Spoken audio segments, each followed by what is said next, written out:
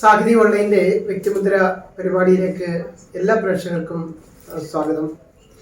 ഇന്ന് നമ്മോടൊപ്പം ഉള്ളത് തികച്ചും വ്യത്യസ്തമായ ഒരു വ്യക്തിത്വത്തിൻ്റെ ഉടമയാണ്. നല്ല ഒരു ഡിബേറ്ററും ക്വിസറും ഒക്കെയായ, അതുപോലെ തന്നെ സിവിൽ സർവീസ് പരിശീലന രംഗത്ത് ശ്രദ്ധേയമായ ഒരു വ്യക്തിത്വത്തിൻ്റെ ഉടമയാണ്. പേര് വളരെ പരിചിതമാണ്, രമ്യ റോഷിമ. വെൽക്കം. എങ്ങനെയുണ്ട് ആയിരുന്നു? ഓണോ അവധിയൊക്കെ കഴിഞ്ഞിരിക്കുന്ന സമയമാണല്ലോ. ഇപ്പോഴ് അവധി എന്ന് തന്നെ പറയാമല്ലോ. നമ്മൾ വീട്ടിന് പുറത്തിറങ്ങാത്തോളം അതൊരു അവധി തന്നെയാണ്. എന്നാലും ഓണം എന്ന് പറയുമ്പോൾ എപ്പോഴും സന്തോഷമുള്ള കാര്യമാണ്. സാധാരണ നമ്മള് പുറത്തുള്ള ആഘോഷങ്ങളും തികച്ചും നമ്മുടെ ഇന്നത്തെ ഒരു പരിസ്ഥിതിയിൽ ഓണം വിർച്വലായിട്ടൊക്കെ മാറിയപ്പോഴേ അത് രണ്ടും കണ്ടിട്ട് അനുഭവിച്ചിട്ടുള്ളൊരു ആളാണ്. ഇപ്പൊ എന്നെ തന്നെയല്ല, ഇന്ത്യ മുഴുവനുള്ളൊരു കൾച്ചറും അറിയാം. അപ്പോൾ ഇതെല്ലാം കൂടെ വെച്ച് നോക്കുമ്പോൾ എങ്ങനെയായിരുന്നു ഇപ്രാവശ്യം? നമുക്ക് ശരിക്കും പറഞ്ഞാൽ എനിക്ക് വലിയ വ്യത്യാസം അങ്ങനെ തോന്നിയിട്ടില്ല. ബിക്കോസ് നമ്മൾ എല്ലാവരുമായിട്ടുമുള്ള ബന്ധങ്ങൾ അങ്ങനെ തന്നെ നിൽക്കുന്നുണ്ട്. ഒരു മൊബൈൽ ഫോൺ ഉണ്ടെങ്കിൽ നമുക്ക് ആരെയും കണ്ട് സംസാരിക്കാനുള്ള ഒരു അവസരം ഉള്ളിടത്തോളം കാലം വലിയ വ്യത്യാസങ്ങൾ തോന്നുന്നില്ല എന്നുള്ളതാണ്. പിന്നെ നമ്മളെ സംബന്ധിച്ചിടത്തോളം ഓണം എന്ന് പറഞ്ഞാൽ പ്രധാനമായിട്ടും നമ്മുടെ ഭക്ഷണമാണ്. ഭക്ഷണത്തിന്റെ കാര്യത്തിൽ ഇപ്പോഴും ഭാഗ്യത്തിന് കുഴപ്പമൊന്നുമില്ല. അതിൽ കൂടുതൽ നമ്മൾ ഒരു വലിയ കൂട്ടായ്മകൾ പൊതുവെ ഇന്നലെ ആഘോഷങ്ങളിൽ ഒഴിവാക്കുകയാണ് എപ്പോഴും. അപ്പൊ അതുകൊണ്ട് ആ ഒരു വ്യത്യാസം വലുതായിട്ട് അറിയാനില്ലെന്ന് പറയാം. അതെ അതെ മാഡം, നമുക്ക് പുതിയ KS ഉൾപ്പെടെയുള്ള പിന്നെ കാര്യങ്ങൾ നവംബർ 1-ാം തീയതി വരും എന്നുള്ളതിലേക്ക് മുഖ്യമന്ത്രിയുടെ പ്രസ്താവനകളൊക്കെ വന്ന ഒരു പശ്ചാത്തലത്തിലാണ് നമ്മളിപ്പോൾ ഇവിടെ ഇരിക്കുന്നത്. കുട്ടികൾക്ക്, പ്രധാനമായി യുവജനങ്ങൾക്ക് KSനെ കുറിച്ചൊക്കെ ഒരുപാട് ആശങ്കകൾ നിൽക്കുന്ന ഒരു പശ്ചാത്തലത്തിൽ അതിൻ്റെ ഒരു പ്രസക്തി, കേരള അഡ്മിനിസ്ട്രേറ്റീവ് സിസ്റ്റത്തിന്റെ ഒരു ആവശ്യകത തുടങ്ങിയ കാര്യങ്ങളിലേക്ക് ഒന്ന് പ്രേക്ഷകരുമായിട്ട് പങ്കുവെക്കാം. നമുക്ക് ശരിക്കും മറ്റ് എല്ലാ സംസ്ഥാനങ്ങളിലും ഇതുപോലെ മികച്ച വിദ്യാർത്ഥികൾക്ക് നേരിട്ട് ഇതുപോലെ ഗവൺമെന്റ് സർവീസിന്റെ ഭാഗമാകാനുള്ള ഒരു പരീക്ഷാ രീതി നിലവിലുണ്ടായിരുന്നു. കേരളത്തിൽ മാത്രമാണ് നമുക്കത് ഇല്ലാതിരുന്നത്. ഇപ്പം KS ആദ്യത്തെ ബാച്ച് ഇപ്പൊ അതിന്റെ ഇന്റർവ്യൂ നടന്നുകൊണ്ടിരിക്കുകയാണ്. സെപ്റ്റംബർ മാസം മുഴുവനായി ഇന്റർവ്യൂ കഴിഞ്ഞ് മുഖ്യമന്ത്രി പറഞ്ഞ പോലെ നവംബർ 9 റിസൾട്ട് വരുമെന്ന് പ്രതീക്ഷിക്കുന്നു. ഇപ്പൊ നമ്മൾ നോക്കുവാണെങ്കിൽ സിവിൽ സർവീസ് പരീക്ഷയ്ക്ക് പഠിച്ചുകൊണ്ടിരുന്ന മികച്ച വിദ്യാർത്ഥികൾ തന്നെയാണ് ഇതിൽ ഓപ്പൺ സ്ട്രീമിൽ തെരഞ്ഞെടുക്കപ്പെട്ടിട്ടുള്ളവരെല്ലാവരും തന്നെ. ഇതിനു വേണ്ടി മാത്രമായിട്ട് അല്ലെങ്കിൽ PSCക്ക് മാത്രമായിട്ട് ശ്രമിക്കുന്ന ഒരാൾക്ക് ഒരിക്കലും ഇപ്പോഴത്തെ സാഹചര്യത്തിൽ KS എഴുതിയെടുക്കാൻ സാധിക്കില്ല. സിവിൽ സർവീസിന് വേണ്ടി തയ്യാറെടുക്കുന്നവര് അഡീഷണൽ ആയിട്ട് കേരളത്തെ കുറിച്ചുള്ള കാര്യങ്ങളിലൂടെ പഠിച്ച് ഇതിലേക്ക് വരിക എന്നുള്ളത് മാത്രമേ നടക്കുള്ളൂ. ഇതിന്റെ സിലബസിൽ എന്താണ്? ആദ്യ കാലഘട്ടത്തില് സിലബസിനെ കുറിച്ചൊക്കെ അവ്യക്തത ഉണ്ടായിരുന്നു, നല്ലപോലെ ഉണ്ടായിരുന്നു. ഇപ്പോൾ 2 വർഷം കഴിഞ്ഞപ്പോഴേ നമുക്ക് പ്രേക്ഷകർക്ക് പറഞ്ഞു കൊടുക്കാൻ കഴിയുന്ന തരത്തിലേക്കുള്ള കണ്ടന്റ് എങ്ങനെയാണ്? സിവിൽ സർവീസ് പരീക്ഷയുടെ ജനറൽ സ്റ്റഡീസുമായിട്ട് ബന്ധപ്പെട്ട ഒരുവിധം എല്ലാ ഏരിയയും ഇവിടെ ഉണ്ട്. അതിന് പുറമെ കേരളത്തിന്റെ ചരിത്രവും സാമ്പത്തിക അവസ്ഥയെക്കുറിച്ചും ഒക്കെയുള്ള കാര്യങ്ങൾ കൂടുതലായിട്ട് പഠിക്കേണ്ടി വരുന്നു എന്നുള്ളത് തന്നെയാണ്. അപ്പോൾ കേരളത്തിനെ കുറിച്ചുള്ള കാര്യങ്ങൾ എന്ന് പറയുമ്പം അഗെയിൻ നമുക്ക് കൃത്യമായ പുസ്തകങ്ങളൊന്നും ഇപ്പം പലരും പുതിയ പുസ്തകങ്ങളൊക്കെ കൊണ്ടുവരുന്നതല്ലാതെ പൊതുവേ നല്ല വായനയുള്ള ആളുകൾ, പ്രത്യേകിച്ചും നമ്മുടെ ഈ പറഞ്ഞ മനോരമ ഇയർ ബുക്ക് അതുപോലുള്ള കാര്യങ്ങളെല്ലാം നല്ല റഫറൻസ് ബുക്കുകളാണ്. അങ്ങനെ നല്ല വായനയുള്ള ഒരാൾക്ക് നന്നായിട്ട് ചെയ്യാൻ പറ്റുന്ന രീതിയിലാണ് പരീക്ഷയുടെ ഒരു രീതി. കേരളത്തിന്റെ കൾച്ചറിനെ കുറിച്ചിട്ടാണോ അല്ലെങ്കിൽ പൊളിറ്റിക്കൽ സ്ട്രക്ചറിനെ കുറിച്ചിട്ടാണോ, ഏത് മേഖലയെ കുറിച്ചാണോ? കേരളത്തിന്റെ ചരിത്രം, പ്രത്യേകിച്ച് നമ്മുടെ സ്വാതന്ത്ര്യ സമരവും നവോത്ഥാനവുമായിട്ട് ബന്ധപ്പെട്ട കാലഘട്ടം, സാഹിത്യം മുതലായ കാര്യങ്ങൾക്ക് ആവശ്യത്തിന് പ്രാധാന്യം കൊടുത്തിട്ടുണ്ട്. പിന്നെ കേരളയുടെ സമ്പദ് വ്യവസ്ഥ, നമ്മുടെ കേരള മോഡൽ ഓഫ് ഡെവലപ്മെന്റ് അടക്കമുള്ള കേരളത്തിന്റെ സമ്പദ് വ്യവസ്ഥയായിട്ട് ബന്ധപ്പെട്ട കാര്യങ്ങളെക്കുറിച്ചും നമുക്ക് നന്നായിട്ട് അറിഞ്ഞിരിക്കേണ്ട ആവശ്യമുണ്ട്. KSന് ഇപ്പം മെയിൻസ് പരീക്ഷയിൽ 3 പേപ്പറുകളാണ്. അപ്പൊ അതിന് ഈ 2 ഇതിനും നല്ല പ്രാധാന്യം. ഈ കേരള അഡ്മിനിസ്ട്രേറ്റീവ് സർവീസിന്റെ ഒരു ആവശ്യകത മറ്റൊന്നത്തെക്കാളും ഇന്ന് കൂടുതലുണ്ടെന്നൊരു അഭിപ്രായമുണ്ടോ? ഇത് ശരിക്കും പറഞ്ഞാൽ സാർ, ഞാൻ മനസ്സിലാക്കുന്നത് നമ്മുടെ വേൾഡ് ബാങ്കിന്റെ ഒരു നിർദ്ദേശം ഇതിന്റെയൊക്കെ പുറകിലുണ്ട്. അതെന്താ? അതായത് നമ്മള് ഈ പ്രാദേശിക തലത്തിൽ ഭരണം ശക്തിപ്പെടുത്തുക എന്നുള്ളത് ലോകവ്യാപകമായിട്ട് അവരുടെ ഒരു നയത്തിന്റെ ഭാഗമാണ്. അതായത് വേൾഡ് ബാങ്ക് എന്ന് പറയുമ്പോൾ ഇപ്പൊ കേരളത്തില് വേൾഡ് ബാങ്ക് എന്ന് കേൾക്കുമ്പോഴേ ആളുകളുടെ ചിന്ത തെറ്റായ രീതിയിൽ പോകും. പക്ഷെ ഇതെന്താന്ന് വെച്ചാൽ വേൾഡ് ബാങ്കിന്റെ ജോലി എന്ന് പറയുന്നത് കടം കൊടുക്കലാണ്. അപ്പൊ കടം കൊടുക്കുമ്പോൾ ആ കൊടുക്കുന്ന കടം കൃത്യമായി തിരിച്ചു കിട്ടണമെന്ന് അവരാഗ്രഹിക്കില്ല. അപ്പൊ കൃത്യമായി തിരിച്ചു കിട്ടണമെങ്കിൽ ഈ പറഞ്ഞതുപോലെയുള്ള നല്ല ഒരു ഭരണകൂടം, അതായത് ഈ പ്രത്യേകിച്ചും നമ്മൾ Administrative അതെ അതെ നമ്മളൊരു ഡീസെൻട്രലൈസേഷൻ എന്ന് പറയുന്ന ആ ഒരു എന്താ പറയുക വികേന്ദ്രീകരണം, അത് പ്രധാനമായിട്ടുള്ള തരത്തിലുള്ള ഭരണകൂടങ്ങൾ ഉണ്ടെങ്കിൽ മാത്രമേ ഭാവിയിൽ നമുക്ക് നല്ല രീതിയിലുള്ള ഒരു സാമ്പത്തിക മേഖല ഉറപ്പുവരുത്താൻ പറ്റുള്ളൂ. അപ്പൊ അതിന്റെ ഒരു വ്യാപകമായ നിർദ്ദേശങ്ങളുടെ ഭാഗമാണ് ഇത്.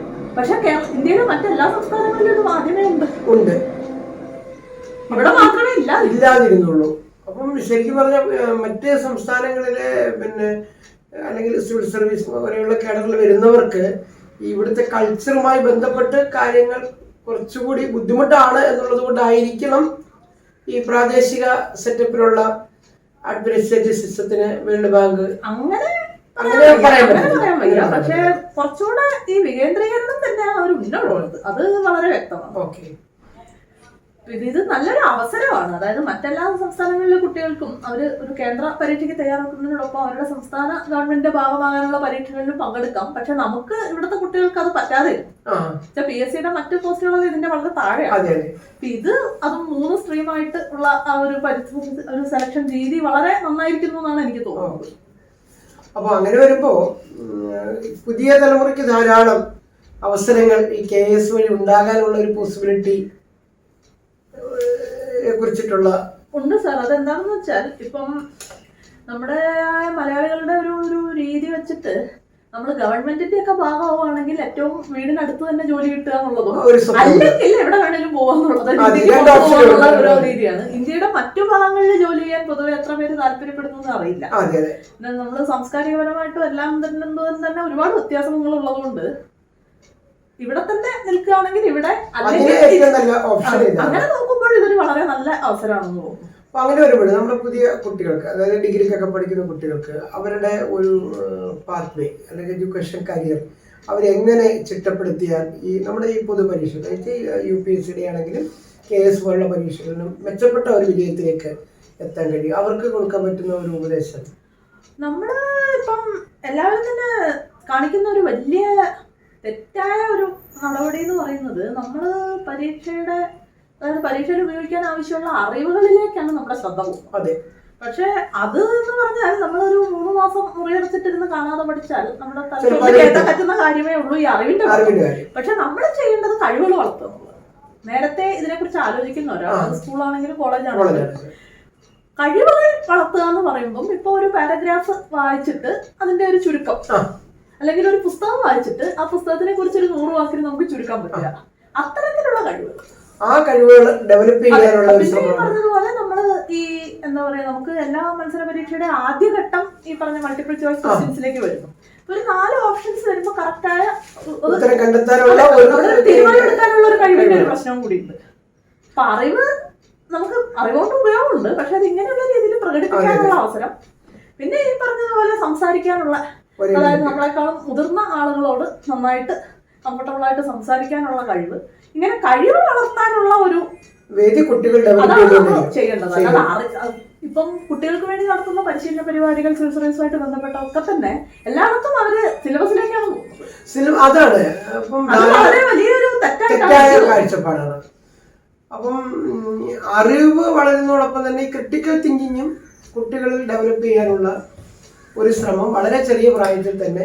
ഒരു തിങ്കിങ് എന്നൊക്കെ പറയുമ്പോൾ നമുക്ക് കാര്യങ്ങളിൽ വസ്തുതകൾ നമ്മുടെ കൈവശം ഉണ്ടെങ്കിൽ പിന്നെ ആ ഒരു അതിന്റെ ഒരു എന്താ പറയാ അത് വെച്ചിട്ട് നമുക്ക് ഏതൊരു സമീപനം അത്ര ബുദ്ധിമുട്ടുള്ള കാര്യമില്ല. പക്ഷെ പ്രധാനമായിട്ട് ഈ കഴിവെന്ന് പറയുന്ന സാധനങ്ങൾ, അതായത് ഒരു കാര്യത്തെ പറ്റി ചുരുക്കി നമുക്ക് എഴുതണമെങ്കിൽ നമുക്ക് കൃത്യമായ അറിവുണ്ടെങ്കിലേ പറ്റത്തുള്ളൂ.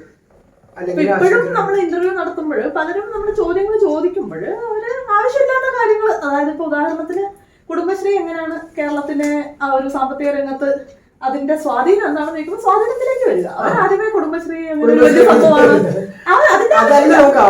ചോദിക്കുന്ന ആൾക്കും പറയുന്ന ആൾക്കും കുടുംബശ്രീ എന്താണെന്ന് അറിയുന്ന സ്ഥിതിക്ക് അത്തരത്തിലുള്ള ഒരു ആമുഖത്തിന്റെ ആവശ്യമില്ല. അപ്പൊ കൃത്യമായ വാക്കുകളില് ചോദിച്ച ചോദ്യങ്ങൾക്ക് കൃത്യമായിട്ട് ഉത്തരം പറയാനും എഴുതാനും ഉള്ള ആ കഴിവ്, അതാണ് ഈ സമയം കൊണ്ട് നമ്മൾ ഉണ്ടാക്കിയെടുക്കുന്നത്. അപ്പോൾ ഇന്ത്യൻ സിവിൽ സർവീസിന്റെ ഒരു പരിശീലനത്തിന് വലിയ കാര്യങ്ങൾ ചെയ്തുകൊണ്ടിരിക്കുമ്പോഴും കേരളത്തിന്റെ കൊച്ചുകുട്ടികൾക്ക് വേണ്ടിയിട്ട് കുറച്ചധികം പരിപാടികൾ മാഡം ചെയ്യുന്നതായിട്ട് അറിയാം. പ്രധാനമായി കേരള ക്വിസ് ഫോറത്തിനെ കുറിച്ചാണ് ഞാൻ പറഞ്ഞു വരുന്നത്. അതിന്റെ അതിലേക്ക് നയിച്ച കാര്യവും അതെന്തുമാത്രം ഇൻഫ്ലുവൻസ് കൊച്ചുകുട്ടികൾ ഉണ്ടാക്കിയെടുക്കാൻ കഴിയും? ഈ നമ്മൾ നേരത്തെ പറഞ്ഞ ആ ഒരു കഴിവ് വർദ്ധിപ്പിക്കുക എന്നുള്ളതിന്റെ ഒരു ഭാഗമായിട്ട് തന്നെയാണ് ഇതും നമ്മൾ തുടങ്ങിക്കൊണ്ടിരുന്നത്. അപ്പം ഒരു 8 വയസ്സ് മുതൽ ക്വിസ് മത്സരങ്ങളിൽ പങ്കെടുക്കുന്ന ഒരാളെന്നുള്ള നിലയ്ക്ക് നമ്മൾ അറിയാതെ അത് എത്രത്തോളം നമ്മുടെ കഴിവുകളെ വർദ്ധിപ്പിക്കുന്നു എന്നുള്ളത് എനിക്ക് ഉറപ്പിച്ച് പറയാൻ കഴിയുന്ന ഒരു കാര്യം.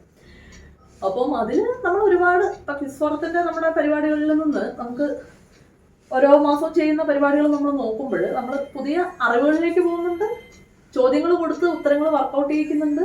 കൂടാതെ സിവിൽ സർവീസിലുള്ളവരോ അല്ലെങ്കിൽ ക്വിസേഴ്സോ ആയിട്ടുള്ള ആളുകളുമായിട്ട് അവർ സംവദിക്കുന്നുണ്ട്. അപ്പം ആ ഒരു പ്രചോദനം നിലനിർത്തുക, അതായത് ഇപ്പൊ 10 വയസ്സുള്ള ഒരാള് 21 വയസ്സിൽ എഴുതുന്നവരേക്കും ആ ഒരു പ്രചോദനം അങ്ങനെ നിലനിർത്തുക. ഓരോ കാലഘട്ടത്തിലുള്ള ആളുകളുമായിട്ടുള്ള ഇന്ററാക്ഷൻ. അപ്പം അങ്ങനെ ഒരു സാധ്യതയുണ്ട്.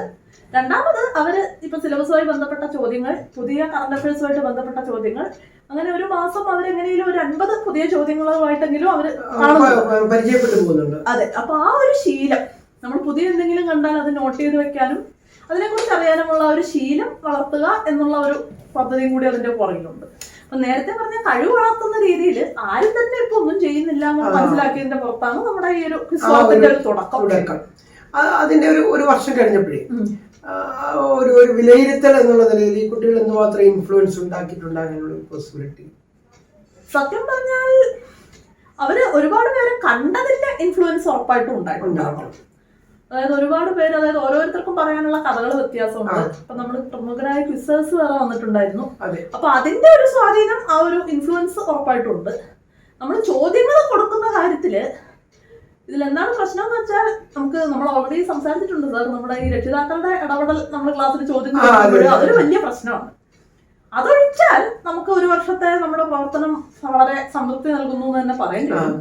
പക്ഷെ രക്ഷിതാക്കൾ ഇടപെട്ട് അല്ലെങ്കിൽ കുട്ടികൾ തന്നെ പാരലായിട്ട് വേറെ എന്തെങ്കിലും നോക്കി ഉത്തരം കണ്ടുപിടിച്ച് പെട്ടെന്ന് വിളിച്ചു പറയുമ്പോൾ നമ്മൾ ഈ പറയുന്ന കഴിവ് വളർത്തുക എന്നുള്ള ആ ഒരു ലക്ഷ്യം കംപ്ലീറ്റ് ആയിട്ട് ഇല്ലാതാവുകയാണ്. അപ്പൊ അതിന്റെ പേരിലുള്ള ഒരു വിഷമമുണ്ട്. അത് എങ്ങനെ ചെയ്യാൻ പറ്റും എന്നറിയില്ല. നമ്മളിത് ഓഫ്ലൈനായിട്ടായിരുന്നു പ്ലാൻ ചെയ്തത്.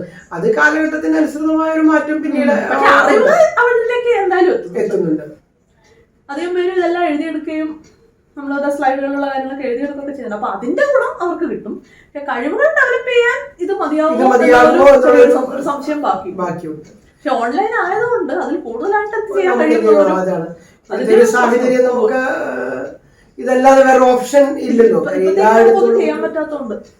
പക്ഷെ അതേസമയം ഇത് ഓൺലൈൻ ആയതുകൊണ്ട് തന്നെ നമുക്കിത് തിരുവനന്തപുരം ജില്ലക്ക് മാത്രം ഉള്ളത് വിട്ട് കേരളത്തിലെ ആർക്ക് വേണേലും ജോയിൻ ചെയ്യാൻ ഒരു വലിയ പ്ലാറ്റ്ഫോമിലേക്ക് സാധിച്ചിട്ടുണ്ട്. ഇപ്പം നമ്മുടെ കഴിഞ്ഞ ആഴ്ചത്തെ സെഷനില് സാറ് തന്നെ കണ്ടില്ല, അത് കുട്ടികൾ എത്ര സമയമാണ് ചോദ്യം ചോദിച്ചത്. ഒരുപാട് നമുക്ക് ചോദ്യങ്ങൾ വന്നു അത്തരത്തിലുള്ള ചോദ്യങ്ങൾ വരിക എന്നുള്ളതാണല്ലോ നമ്മുടെ വളരെ പ്രധാനം. ഇപ്പൊ അന്ന് നമ്മൾ വിചാരിച്ചതിനേക്കാൾ നമ്മൾ 1 മണിക്കൂർ വിചാരിച്ച് നമ്മൾ ഏകദേശം 2 മണിക്കൂർ പോയി. പക്ഷെ അതിലൊരു 45 മിനിറ്റിലധികം നമ്മളൊരു സംവാദത്തിനാണ് ഉപയോഗിച്ചത്. അത് വളരെ സന്തോഷമായിരുന്നു. ഒരുപാട് ചോദ്യങ്ങൾ നമ്മൾ സാധാരണ കേൾക്കാത്ത തരത്തിലുള്ള ഒരുപാട് ചോദ്യങ്ങൾ വന്നു. അപ്പൊ അവര് ആ രീതിയിലേക്ക് കുട്ടികൾ ഈ പ്രായത്തിൽ തന്നെ ചിന്തിക്കുന്നുണ്ട് എന്നുള്ള ഒരു സൂചനയാണ്. അത് പ്രത്യേകിച്ച് എനിക്കിപ്പോഴും അതിലൊരു IPS താല്പര്യം പറഞ്ഞ ഒരു കുട്ടി അത് കണ്ണിന്റെ പവർ പറഞ്ഞതിനെ കുറിച്ച് വളരെ പ്രധാനപ്പെട്ട ഒരു ചോദ്യമായിട്ട് എനിക്ക് തോന്നിയത്. ഭാവിയെ കുറിച്ച് അത്രയധികം സംഭവിച്ച ഒരു ചോദ്യമാണ്. കാര്യം അതിന് ആഗ്രഹമുണ്ട്, പക്ഷെ ഇങ്ങനെ വരുമ്പോൾ എന്തായിരിക്കും എന്നുള്ളൊരു ആശങ്ക. അതും ഓൺലൈനിൽ ഇതുപോലെ ഉണ്ടാകുന്ന ആരോഗ്യ പ്രശ്നങ്ങൾ നമ്മളിപ്പോ എല്ലാ മാധ്യമങ്ങളിലും കണ്ടുവരുന്നു. ആ ചോദ്യത്തിന് വളരെ പ്രസക്തി ഉണ്ട്. നമ്മുടെ ഒരു പുതിയ പുസ്തകം ഇപ്പൊ 2ാം പതിപ്പിലേക്ക് വരികയാണല്ലോ, സിവിൽ സർവീസ് പരീക്ഷയെ. ആ പുസ്തക രചനയുടെ പുറകിലുള്ള അതും സാർ ഈ പറഞ്ഞ പോലെ, അതായത് ഞാൻ സർവീസ് ക്ലിയർ ചെയ്തിട്ട് തന്നെ 15 വർഷമായി, 2006. അപ്പൊ അന്ന് തൊട്ട് നമ്മൾ സ്ഥിരമായിട്ട് ഈ പറഞ്ഞ സംവാദങ്ങൾ, അതായത് നമ്മൾ ആരെങ്കിലും സ്കൂളിലും കോളേജുകളിലും മറ്റു വേദികളിലേക്ക് വിളിക്കാറുണ്ട്. അപ്പൊ ഏകദേശം നിരന്തരമായിട്ട് നമ്മൾ വളരെ വ്യത്യസ്തമായ തലത്തില് ഇതുപോലെ നമ്മൾ വിദ്യാർത്ഥികളുമായിട്ട് സംവദിക്കും. അപ്പൊ വിദ്യാർത്ഥികളുമായിട്ട് സംവദിക്കുമ്പോ ഇപ്പൊ 15 വർഷം നീണ്ട കാലമാണ്. പക്ഷെ 15 വർഷം മുമ്പ് ചോദിച്ച ചോദ്യങ്ങൾക്കും ഇപ്പൊ ചോദിക്കുന്ന ചോദ്യങ്ങൾക്കും തമ്മിൽ ഒരു വ്യത്യാസമില്ല. ഒരേ രീതിയിൽ പോവാണ്. അത് എപ്പോഴും ആളുകൾ ഇതിന് എത്ര തവണ എഴുതാം, അല്ലെങ്കിൽ ഇതിന്റെ പ്രായപരിധി എത്രയാണെന്ന് തുടങ്ങിയ വളരെ അടിസ്ഥാനപരമായ സംശയങ്ങളാണ് ആളുകൾ ഇപ്പോഴും വീണ്ടും ചോദിക്കുന്നത്. അപ്പം അത് ഒറ്റയടിക്ക് അവർക്ക് അതിനുള്ള ഉത്തരങ്ങളെല്ലാം കിട്ടുന്ന ഒരു സംഭവം നമ്മുടെ കയ്യിൽ നിന്ന് കൊടുക്കാൻ സാധിക്കണം ഞാൻ അതിന് മുമ്പ് എഴുതിയ 2 പുസ്തകങ്ങൾ കുറെ കൂടെ വേറെ രീതിയിലുള്ള കാര്യങ്ങൾ, വിശദമായിട്ട് കാര്യങ്ങൾ ഡീൽ ചെയ്യുന്ന പോലത്തെ ആയിരുന്നു. ഇത് കുറച്ചുകൂടി സിമ്പിൾ ആയിട്ട് സാധാരണക്കാർക്ക്. അതെ അതെ. അപ്പം അവരുടെ സാധാരണഗതിയിൽ ചോദിക്കുന്ന ചോദ്യങ്ങൾ എന്നുള്ള അതിന്റെ ഒരു ഉത്തരം എന്നുള്ള ഒരു സംഭവം മനസ്സിൽ വെച്ചിട്ടാണ് ഇപ്പൊ നമ്മുടെ പുതിയ എഡിഷൻ നമ്മൾ ഇംഗ്ലീഷും മലയാളവും കൂടെ മിക്സ് ചെയ്ത് എഴുതിയോണ്ട് നമുക്കിത് കൂടുതൽ വലിയൊരു ഓഡിയൻസിലേക്ക് എത്തിക്കാൻ കഴിയുമെന്ന് പ്രതീക്ഷിക്കുകയാണ്. മറ്റ് സംസ്ഥാനങ്ങളിലൊക്കെയുള്ള നമ്മുടെ ആളുകൾക്ക് ഉപയോഗമാവുന്ന വിധത്തിൽ നമുക്കിതിനെ കൊണ്ടുപോകാൻ പറ്റുമെന്ന് വിചാരിക്കുന്നു. അല്ല, ഏറ്റവും ഇപ്പം വളരെ സങ്കീർണമായ ചോദ്യങ്ങൾ പലപ്പോഴും വരാം, പക്ഷെ ഏറ്റവും അടിസ്ഥാനമായ ചോദ്യങ്ങളും പോലും ആളുകൾക്ക് ഇപ്പോഴും വ്യക്തത ഇല്ല എന്ന് പറയുമ്പോൾ അവിടെ ഒരു പുസ്തകത്തിന് ഒരു സാധ്യത ഉണ്ടെന്ന്. നമ്മുടെ ടാർഗറ്റ് ഓഡിയൻസ് നമ്മളെ ഇടപെടുന്നത് നമ്മുടെ കൊച്ചുകുട്ടികൾ, അപ്പൊ അവരിലേക്കാണല്ലോ ഇതിന്റെ ഒരു കൂടുതൽ കുട്ടികളെ രക്ഷിതാക്കൾക്ക് അവർക്ക് മനസ്സിലാക്കാൻ കഴിയണം. അവർക്ക് അന്നേരം ഒരു പാത്വേ അവർക്ക് ക്രിയേറ്റ് ചെയ്യാൻ. അതും കേരളം പോലൊരു സ്ഥലത്ത് എന്ന് പറയുമ്പോൾ നമ്മൾ അധ്യാപകരെ കൂടെ കണക്കിലെടുക്കണം. വിദ്യാലയങ്ങളിലെല്ലാം ലൈബ്രറികളും പലപ്പോഴത്തും കുട്ടികൾക്ക് വേണ്ടിയുള്ള ചെറിയ പരിശീലന പരിപാടികളും കാര്യങ്ങളും എല്ലാം അധ്യാപകർ തന്നെ ചെയ്യുന്ന ശീലം കൂടി ഉള്ളതുകൊണ്ട് അവിടങ്ങളിലേക്ക് ഇത് എത്തിക്കാവുന്നത് വളരെ നന്നായിരിക്കും. അധ്യാപകർക്കും ഇതിനെക്കുറിച്ച് തെറ്റായ ധാരണ ഉണ്ടാകാൻ പാടില്ലല്ലോ. വളരെ കൃത്യമായ ഉത്തരം. പ്രത്യേകിച്ചും നമ്മുടെ കേരളത്തിൽ നിന്നുള്ള ഉന്നത വിജയം നേടിയവർ എവിടെ പഠിച്ചു, എങ്ങനെ പഠിച്ചു തുടങ്ങിയ കാര്യങ്ങൾ അതിൽ പരാമർശിച്ചു. അത് ഇനിയും നമ്മുടെ ഒരു പൊതു മാധ്യമങ്ങളൊന്നും ഏറ്റെടുക്കുന്നില്ല. ചീഫ് സെക്രട്ടറിമാര് വരെ എത്ര പേര് ഇവിടെ നിന്ന് പഠിച്ചു. കേരളത്തിൽ തന്നെ പ്രസിദ്ധരായ IAS-കാരായിട്ടുള്ള ഇപ്പൊ നമ്മുടെ പ്രശാന്ത്, അതുപോലെ ഹരികിഷോർ ഒക്കെ പോലെയുള്ള ആളുകൾ പോലും മുഴുവൻ സമയം ഇവിടെ മാത്രം പഠിച്ചവരാണെന്നുള്ള കാര്യം അവരോട് ചോദിച്ചിട്ടില്ല. അപ്പൊ അങ്ങനെയുള്ള ഒരു ചെറിയ പ്രശ്നമുണ്ട്. നമ്മുടെ സിവിൽ കഫേയുടെ ആക്ടിവിറ്റി ഒക്കെ ഇപ്പൊ എങ്ങനെ പോകുന്നു? ഈ ഓൺലൈൻ പശ്ചാത്തലം ആയതുകൊണ്ട് പരീക്ഷ ഉള്ള ഒരു പ്രത്യേകത എന്താന്ന് വെച്ചാൽ അവര് ഈ 2-3 വർഷമായിട്ട് ഫീൽഡിൽ ഇരുന്നിട്ടും കിട്ടാത്തവർക്ക് വേണ്ടിയിട്ടുള്ള മെന്റർഷിപ്പ് പ്രോഗ്രാമുകളാണ് അവരുടെ ഒരു പ്രത്യേകത. അപ്പം നമ്മുടെ സിവിൽ സർവീസ് എന്ന് പറയുമ്പോൾ നമ്മൾ 1 വർഷം കൊണ്ട് ക്ലാസ്സുകൾ തീരുന്നുണ്ടെങ്കിലും 1 വർഷം കൊണ്ട് തന്നെ ഇതെല്ലാം കഴിഞ്ഞ് സർവീസിൽ കയറുന്നവരെന്ന് പറഞ്ഞാൽ നമുക്ക് വെള്ളം പോലും.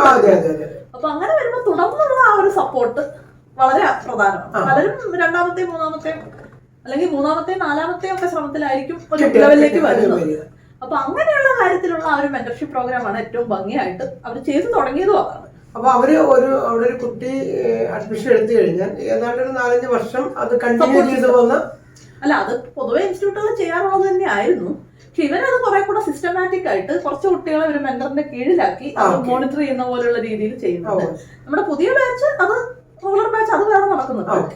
പക്ഷെ ഈ ഒരു കഴിയ സിവിൽ സർവീസ് തുടങ്ങിയിട്ട് ഇപ്പൊ 2 വർഷമായിട്ടേ ഉള്ളൂ.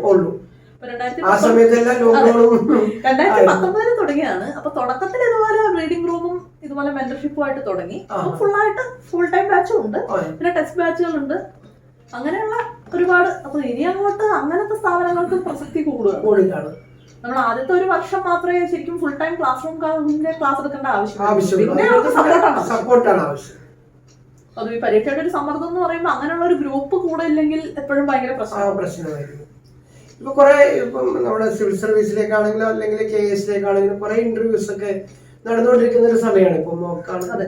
അപ്പൊ അതില് ഈ കുട്ടികളുടെ നിലവാരത്തെ കുറിച്ചും അല്ലെങ്കിൽ അവരുടെ ആർജിച്ചെടുത്ത കഴിവുകളെ കുറിച്ചൊക്കെയുള്ള അഭിപ്രായങ്ങൾ പറഞ്ഞിട്ട് നമുക്ക് ഇന്നത്തെ ഈ സെഷൻ അവസാനിപ്പിക്കാം. നമ്മുടെ സിവിൽ സർവീസിന്റെ ഇന്റർവ്യൂ എന്ന് പറയുമ്പോൾ പലപ്പോഴും നമ്മൾ ഇംഗ്ലീഷിൽ ഇന്റർവ്യൂ കൊടുക്കുന്നതുകൊണ്ടാണോ അതിൻ്റെതായ ചില പ്രശ്നങ്ങളുണ്ട്. നമ്മൾ മലയാളികൾ ഇംഗ്ലീഷ് സംസാരിച്ച് ശീലിക്കാത്തതിന്റെ അതായ ചില പ്രശ്നങ്ങൾ പലപ്പോഴും വരാറുണ്ട്. അറിവിന്റെ കാര്യത്തില് അത്ര വലിയ പ്രശ്നം തോന്നിയിട്ടില്ല. ഈ ഒരു പ്രശ്നം ചിലപ്പോഴെങ്കിലും ഉണ്ടാവാറുണ്ട്. ഇപ്പൊ KS-നെ സംബന്ധിച്ചിടത്തോളം ഇന്റർവ്യൂ മലയാളത്തിലാണ്. നമ്മുടെ PSC അംഗങ്ങൾക്ക് ഇംഗ്ലീഷിൽ ചോദിക്കാനുള്ള ബുദ്ധിമുട്ട് സ്വാഭാവികമായിട്ടും ഉണ്ടാവും. ഇന്റർവ്യൂ മലയാളത്തിൽ തന്നെ നടക്കുന്നു. മലയാളത്തിൽ ഇപ്പം ഞാൻ കഴിഞ്ഞ 2 ദിവസമായിട്ട് ഒരു ഏകദേശം 30ഓളം പേരെ ഇന്റർവ്യൂ ചെയ്തപ്പം ഏതാണ്ട് എല്ലാവരും തന്നെ ആ ഒരു ഭാഷയുടെ കാര്യത്തിലാണേലും ആ ഒരു ആശയങ്ങളുടെ കാര്യത്തിലാണേലും വളരെ നന്നായി സംസാരിച്ചായിട്ട് തോന്നും. അപ്പൊ KS-ന്റെ ഇന്റർവ്യൂ നടക്കുന്നത് ഇംഗ്ലീഷ് ആയിരിക്കുമോ? മലയാളത്തിലേക്ക്. അപ്പൊ അതും ഒരു നല്ല സാധ്യതയാണ്. അപ്പൊ മലയാളത്തിൽ സംസാരിക്കുമ്പോൾ ഇവരെല്ലാം വളരെ മനോഹരമായിട്ട്, അതെ, അവർക്ക് പിന്നെ കേരളത്തെ കുറിച്ചിട്ടുള്ള കാര്യമായതുകൊണ്ട് ആ ഒരു പറയുന്ന കാര്യങ്ങളിൽ അവർക്ക് കുറെ കൂടെ വ്യക്തതയുണ്ടാവും. അപ്പൊ അതുകൊണ്ട് തന്നെ സ്വാഭാവികമായും പ്രകടനം വളരെ മികച്ചതായിരുന്നു എന്ന് പറയണം. ഏജ് ഗ്രൂപ്പ് എങ്ങനെയായിരുന്നു? അത് സാറേ 3 സ്ട്രീമിലുള്ളത് കൊണ്ട് അതിൻ്റെതായ വ്യത്യാസങ്ങളുണ്ട്. ഈ സ്ട്രീം 1, അതായത് പൂർണ്ണമായും പുറത്തുനിന്നുള്ള ആളുകളുടെ ഗ്രൂപ്പിൽ എന്ന് പറഞ്ഞാൽ ഒരു 26-27 പരമാവധി. ബാക്കിയുള്ളത് അതിനനുസരിച്ച് അവർക്ക് റിലാക്സേഷൻ ഉണ്ട്. ഇപ്പൊ ഗവൺമെന്റിൽ തന്നെ സാധാരണ ജില്ലയിൽ ജോലി ചെയ്യുന്നവരും ഗവൺമെന്റിൽ ഗസറ്റഡ് ലെവലിൽ ജോലി ചെയ്യുന്നവരും 2 കാറ്റഗറി. അപ്പൊ അവർക്ക് സ്വാഭാവികമായും പ്രായം കുറച്ചുകൂടെ കൂടുതൽ 30-ന് മേലെയുള്ളവർ വരുന്നുണ്ട്. ഞാൻ ഉദ്ദേശിച്ചത് നമ്മുടെ പരീക്ഷ എഴുതി വന്ന ഓപ്പൺ കുട്ടികളുടെ ഈ ഒരു അവസ്ഥയാണ്. അതിൽ തന്നെ ഒരു 3-4 വർഷമായിട്ട് സിവിൽ സർവീസ് എഴുതി പ്രിലിം പോലും കിട്ടാത്ത ചിലരൊക്കെ ഇപ്പൊ ഇതിന്റെ ഇന്റർവ്യൂ അവർക്ക് അതിനൊരു സാധ്യത, അതൊരു നല്ല അവസരമാണ്. അപ്പൊ കേസ് ഒരുപാട് സാധ്യതകൾ മുന്നോട്ടിടുന്നുണ്ട് സിവിൽ സർവീസിനൊപ്പം തന്നെ അവർക്ക്. ഇതിനുവേണ്ടി നമ്മൾ പ്രത്യേകമായി ഒരുപാട് സമയം മാറ്റി വെക്കുന്നില്ല. നമ്മൾ കേരളത്തെ കുറിച്ചുള്ള കുറച്ച് അടിസ്ഥാന വിവരങ്ങൾ പഠിക്കേണ്ട ആവശ്യം മാത്രമേ വരുന്നുള്ളൂ. അപ്പം അതൊരു നല്ല അവസരമാണ്. അതെ അതെ. അപ്പൊ ഇത്തരം സാധ്യതകൾ പൂർണ്ണമായിട്ട് പ്രയോജനപ്പെടുത്താൻ വരുന്ന തലമുറയ്ക്ക് കഴിയുമെന്ന് പ്രതീക്ഷിക്കുന്നു. അതിന് വഴികാട്ടിയാണ് മേളത്തെ പോലുള്ള ആളുകൾ. തീർച്ചയായിട്ടും വരാൻ പോകുന്ന നല്ല കാലം, കേരളപ്പിറവിയൊക്കെ വരാൻ പോവുകയാണ്. നല്ല വാർത്തകൾ നമുക്ക് കേൾക്കാമെന്ന് പ്രതീക്ഷിക്കാം. പ്രേക്ഷകരോട് ഇത്രയും നേരം സംസാരിച്ചതിനും ഈ പുതിയ വിവരങ്ങൾ അവർക്ക് വേണ്ടി നൽകിയതിനുമുള്ള നന്ദി അറിയിക്കുകയാണ്. Thank you ma'am.